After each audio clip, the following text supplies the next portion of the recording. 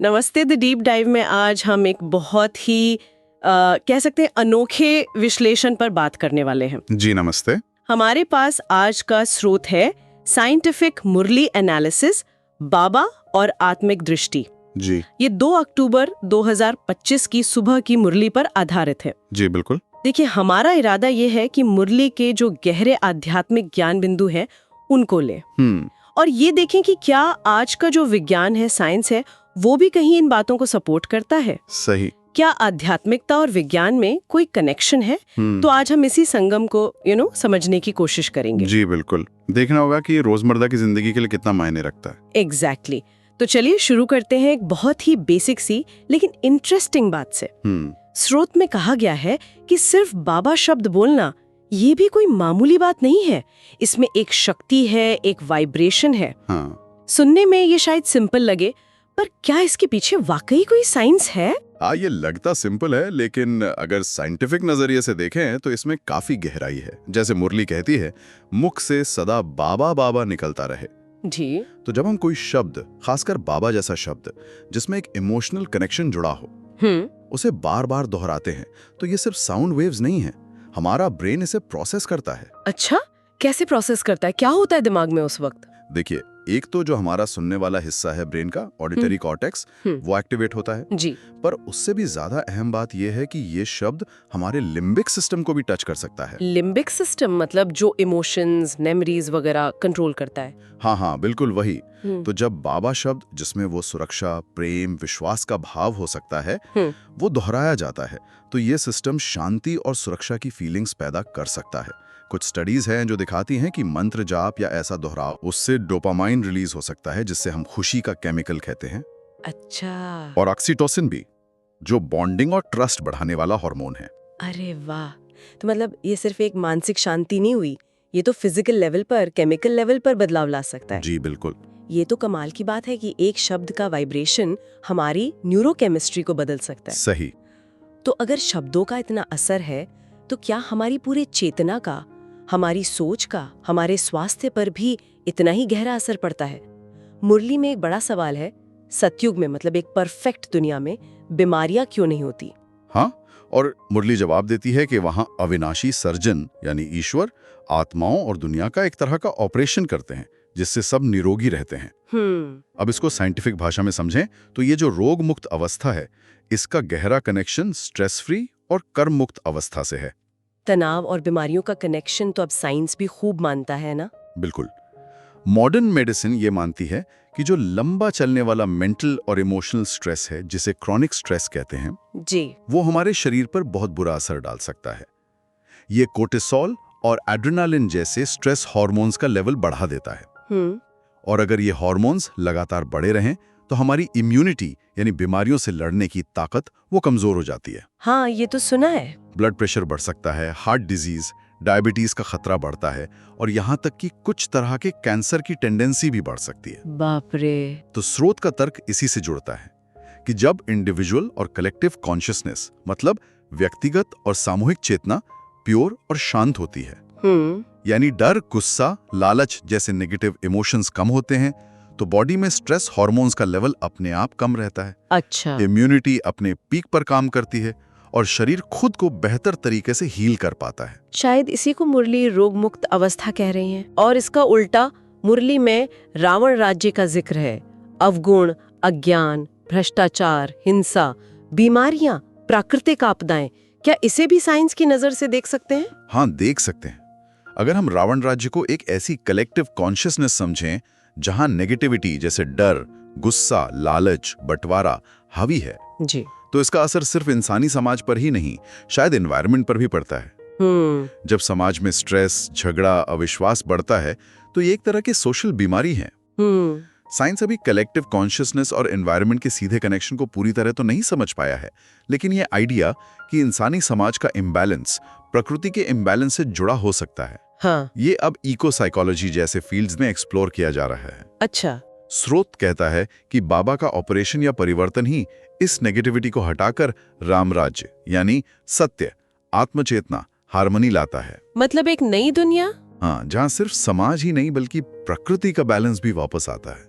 ये एक बहुत बड़ा दावा है जो पर्सनल हेल्थ से लेकर ग्लोबल बैलेंस तक चेतना के रोल पर जोर देता है। ये वाकई सोचने वाली बात है कि हमारी अंदर की दुनिया और बाहर की दुनिया कितनी कनेक्टेड है। बिल्कुल। और इसी कनेक्शन का एक और पहलू हमें रिश्तों में नजर आता है। मुरली में खास डायरेक्शन है, अपने को आत्मा समझो और आपस में भाई बहन देखो। जी। मकसद तो साफ है, काम विकार और वो क्रिमिनल दृष्टि जिससे रिश्तों में पवित्रता नहीं रहती, उसे खत्म करना। पर क्या सिर्फ नजरिया बदलने से कुछ होता है? साइंस कहता है हाँ, बहुत कुछ होता है। यहाँ न्यूरो साइंस और साइकोलॉजी का रोल आता है। अच्छा। जब हम किसी को सिर्फ बॉडी नहीं बल्कि एक आत्मा या भाई बहन के रूप में देखते हैं, मतलब एक नॉन फिजिकल पवित्र रिश्ते की नजर से, तो हमारे ब्रेन में कुछ इंटरेस्टिंग प्रोसेस होते हैं। जैसे कि? खास तौर पर हमारे मिरर न्यूरॉन्स। ये ब्रेन के वो सेल्स हैं जो हमें दूसरों के इमोशंस और इरादों को समझने और महसूस करने में मदद करते हैं। हाँ, सुना है इनके बारे में। तो ये अलग तरह से एक्टिवेट हो सकते हैं। जब हम किसी के लिए भाईचारे या प्योरिटी का भाव रखते हैं, तो ये न्यूरॉन्स एम्पैथी और कंपैशन को ज्यादा प्रमोट करते हैं, न कि लस्ट या डोमिनेशन की फीलिंग को। स्रोत इसे संस्कार परिवर्तन कहता है, मतलब हमारे गहरे बैठे हुए पैटर्न और नजरिए का बदलना। अच्छा, तो ये सिर्फ एक अच्छा विचार नहीं है, ये हमारे दिमाग की वायरिंग को बदलने का प्रोसेस हो सकता है। मतलब हम सच में अपने रिश्तों को देखने का नजरिया बदलकर अपने ब्रेन के रिस्पॉन्स को बदल सकते हैं। ये तो रिश्तों को संभालने का एक बहुत पावरफुल तरीका लगता है। बिल्कुल।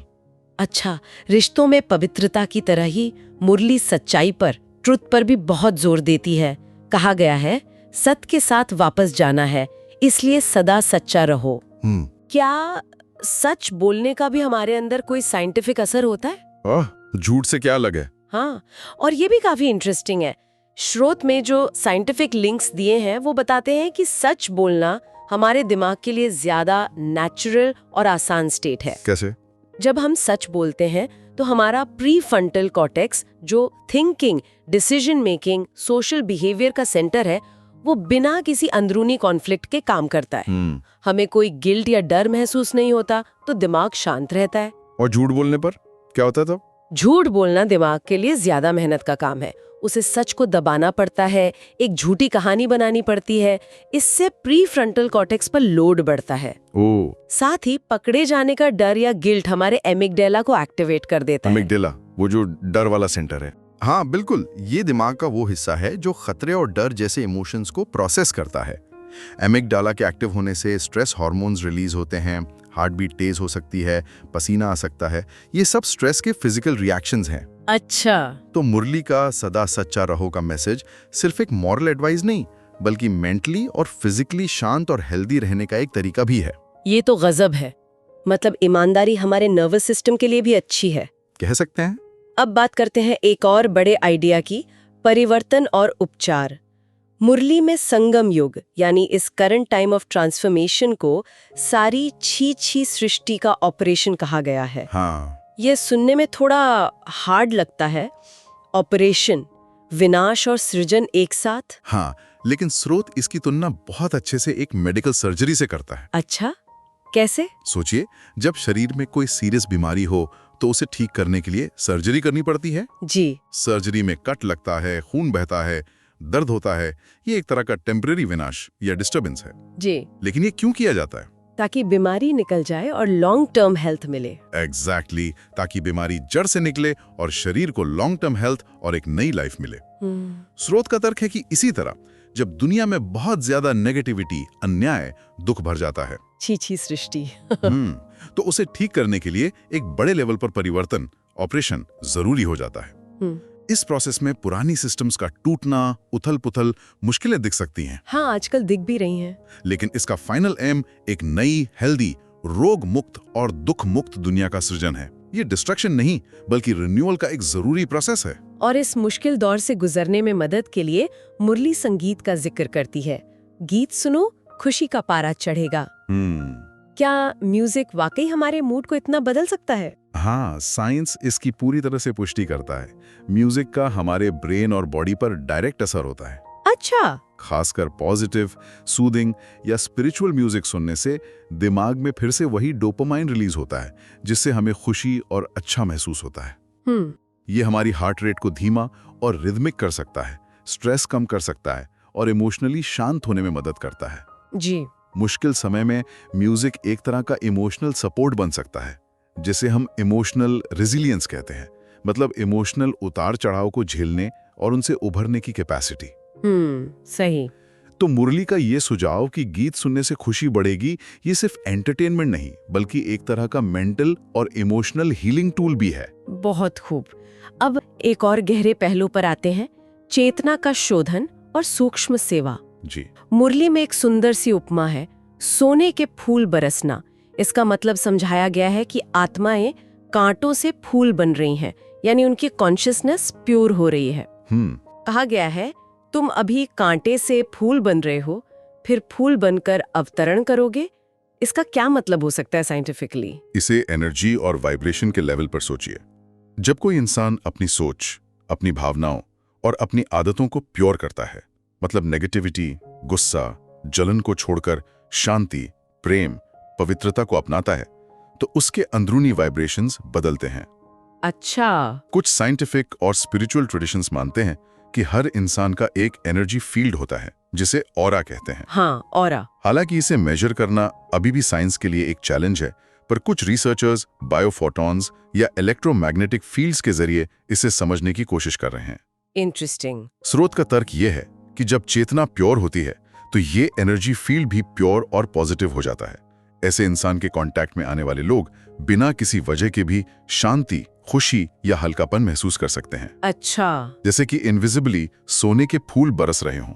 ये उस इंसान की इंटरनल प्योरिटी का बाहरी असर है। अरे वाह। और इसी से जुड़ा है मनसा सेवा का आइडिया, मतलब मन से, विचारों से सेवा करना। हाँ। मुरली कहती है, मनसा से सेवा करो, शुद्ध संकल्प, वाइब्रेशन स्प्रेड करो। क्या हमारे विचार वाकई दूसरों तक पहुंच सकते हैं? क्या इसका कोई साइंटिफिक बेस है? ये एक ऐसा एरिया है जहां साइंस अभी काफी एक्सप्लोर कर रहा है, लेकिन कुछ इंटरेस्टिंग इशारे जरूर मिलते हैं। जैसे? हम जानते हैं कि हमारे विचार ब्रेन में इलेक्ट्रिकल एक्टिविटी पैदा करते हैं, जिसे EEG से माप सकते हैं। जी। हार्टमैट इंस्टीट्यूट जैसे ऑर्गेनाइजेशंस की रिसर्च दिखाती है कि हमारी भावनाएं हमारे दिल की इलेक्ट्रोमैग्नेटिक वेव्स को प्रभावित करती हैं, और ये वेव्स शरीर के बाहर तक फैल सकती हैं।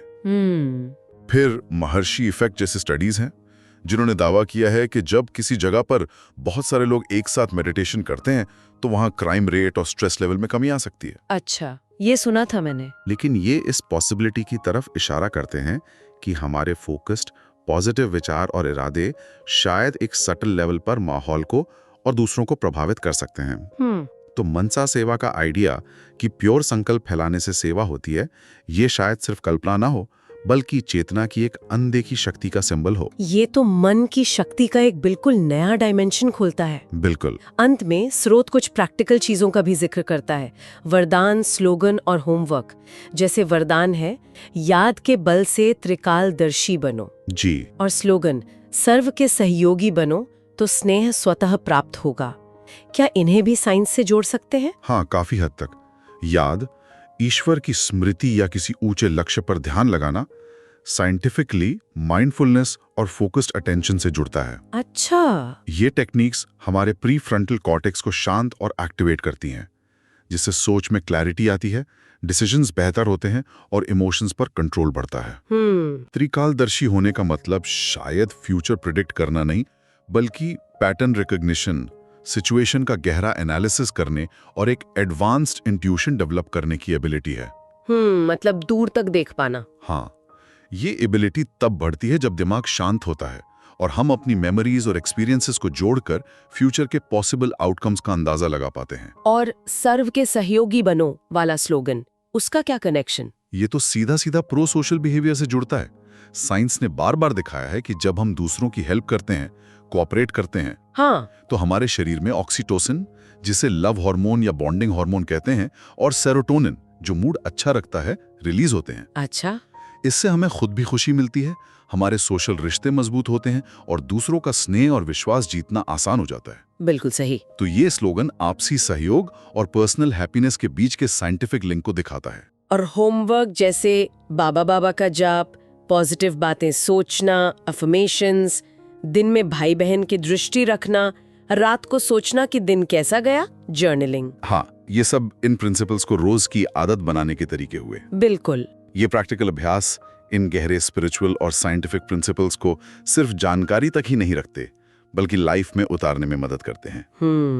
यही निरंतर अभ्यास ही चेतना के ट्रांसफॉर्मेशन और उसके बेनिफिट्स को एक्सपीरियंस करने का रास्ता है। तो आज की इस पूरी बातचीत को अगर समेटें तो ऐसा लगता है कि मुरली का जो ज्ञान है और आज का जो विज्ञान है वो कई जगहों पर हाथ मिलाते नजर आ रहे हैं। जी बिल्कुल। चाहे वो शब्दों और विचारों की शक्ति हो, हमारी चेतना का हमारे स्वास्थ्य पर और शायद पर्यावरण पर भी असर हो, रिश्तों को पवित्र नजरिए से देखने का महत्व हो, सच बोलने की अंदरूनी जरूरत हो, या फिर हमारे पॉजिटिव इरादों की सटल सर्विस करने की कैपेसिटी हो। सही। सार यही निकलता है कि आंतरिक पवित्रता, ईश्वर या किसी ऊंचे आदर्श की याद और सभी को आत्मिक दृष्टि से देखना, ये सिर्फ स्पिरिचुअल लक्ष्य नहीं है, बल्कि ये हमारे मेंटल, इमोशनल और शायद फिजिकल हेल्थ को बेहतर बनाने और समाज में हार्मनी लाने के साइंटिफिकली सपोर्टेड तरीके भी हो सकते हैं। हाँ, और यहाँ एक विचार छोड़ जाते हैं सबके लिए सोचने को। जी। क्या ये जो आंतरिक अवस्थाएं हैं,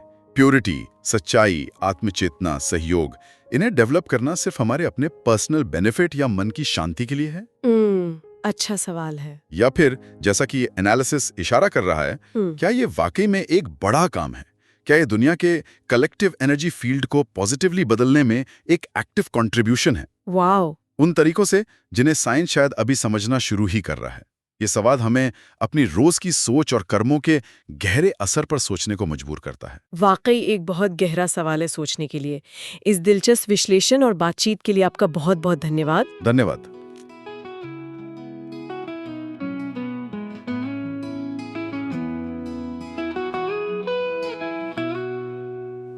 राहों में चलते चलते मिला एक रूहानी दोस्त, नजरों में बस गया वो, मन को छू गया वो रोशन।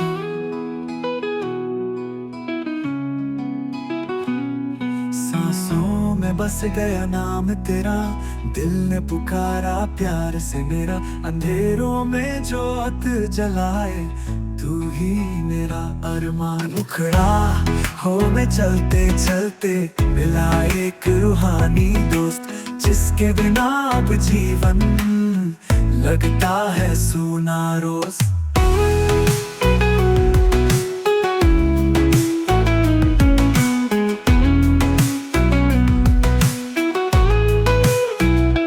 तेरी ही यादों का दरिया मन में उतरता जाए, तेरे ही नाम का मधुर सुर हर धड़कन गुनगुनाए। तू सखा, तू ही सहारा, तू ही प्रेम का प्यारा सितारा, दिल की गहराई से निकला सच्चा ये इकरार। मुखड़ा राहों में चलते चलते मिला एक रूहानी दोस्त, जिसके बिना अब जीवन लगता है सूना रोज।